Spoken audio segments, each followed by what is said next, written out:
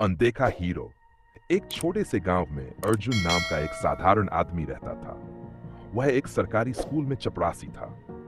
उसकी जिंदगी बहुत सीधी सादी थी। रोज सुबह सबसे पहले स्कूल आता, सफाई करता, बच्चों के लिए पानी भरता और शाम को आखिरी व्यक्ति के रूप में स्कूल बंद करता। बच्चे उसे अर्जुन काका कहकर बुलाते थे।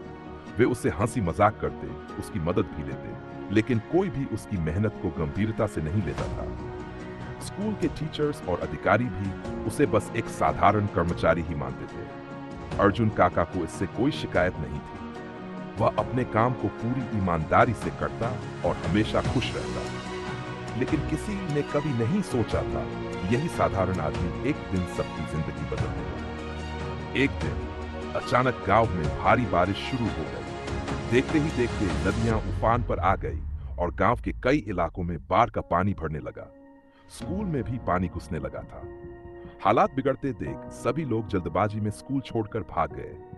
बच्चे, टीचर्स, कर्मचारी सब सुरक्षित जगह की तलाश में चले गए। लेकिन अर्जुन काका ने देखा कि स्कूल की लाइब्रेरी की खिड़की से हल्की हल्की रोशनी आ रही थी। वह समझ गया कि कोई अंदर फंसा हुआ है। तेज बारिश के बीच वह स्कूल के अंदर दौड़ते हुए गए और देखा कि 3 छोटे बच्चे घबराए हुए किताबों के बीच फंसे हुए थे। बाहर का रास्ता पूरी तरह पानी में डूब चुका था और अगर जल्दी कुछ नहीं किया जाता तो बच्चों की जान को खतरा हो सकता था। बिना एक पल सोचे अर्जुन काका ने एक लंबी रस्सी निकाली और खुद को उसके सहारे बांध लिया। पानी में तैरते हुए उन्होंने बच्चों को एक एक कर सुरक्षित बाहर निकाला। बाहर खड़े गांव वालों ने यह नजारा देखा और दौड़कर उनकी मदद के लिए आए। तीनों बच्चे सुरक्षित थे, लेकिन अर्जुन काका की हालत गंभीर हो चुकी थी। उन्होंने ठंडे पानी में ज्यादा समय बिता दिया था, जिससे उनका शरीर कमजोर हो चुका था। गांव वालों ने तुरंत उन्हें अस्पताल पहुंचाया। गांव में यह खबर आग की तरह फैल गई। हर कोई अर्जुन काका की बहादुरी की बातें कर रहा था। अखबारों में उनकी कहानी छपी, सोशल मीडिया पर उनके नाम की चर्चा होने लगी। जिला अधिकारी ने खुद आकर अर्जुन काका को बहादुरी पुरस्कार देने का ऐलान किया। स्कूल के प्रिंसिपल, जो हमेशा उन्हें बस एक साधारण चपरासी समझते थे, उनकी बहादुरी देखकर शर्मिंदा हो गए।